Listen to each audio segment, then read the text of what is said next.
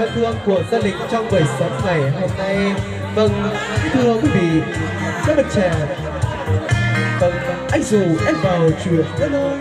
Mùa ba mùa chế là cứ mùa khao mùa rong đến mùa hú. Ở là thế giờ đi.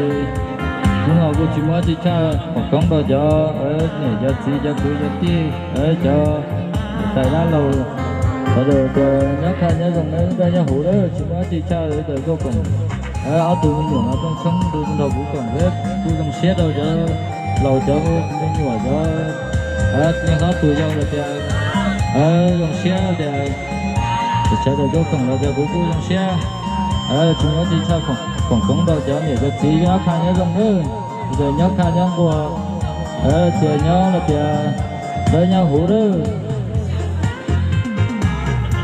Vâng, kính thưa phát biểu chân thành họ nhà gái. Vâng, có trai thì có gái mới nên xuân, có cho họ nhà trai và họ gái có vần thông gia. Vâng, để tình thông gia chúng ta hai nhà như một thì nhà gái phát biểu rồi, nhà trai chúng ta cũng có lôi điều phát biểu xin thưa.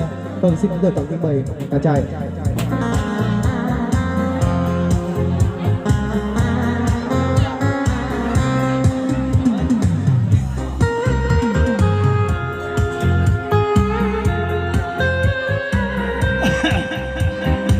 bài của cô Thảo nó đó trọng cái tiên trà sẽ đào trọng nhà trọng tí trọng tú trọng tí là thì trọng nhá trọng luôn dạ không nó là cái cú giờ coi giờ dạ là cú giờ thì ta giờ tí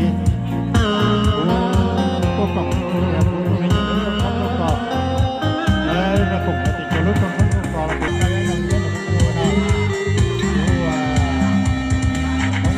nó chỉ trái là được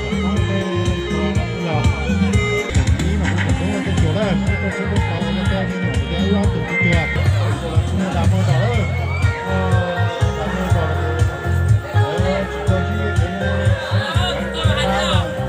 cái yêu đi ó tua là tôi ra tôi rồi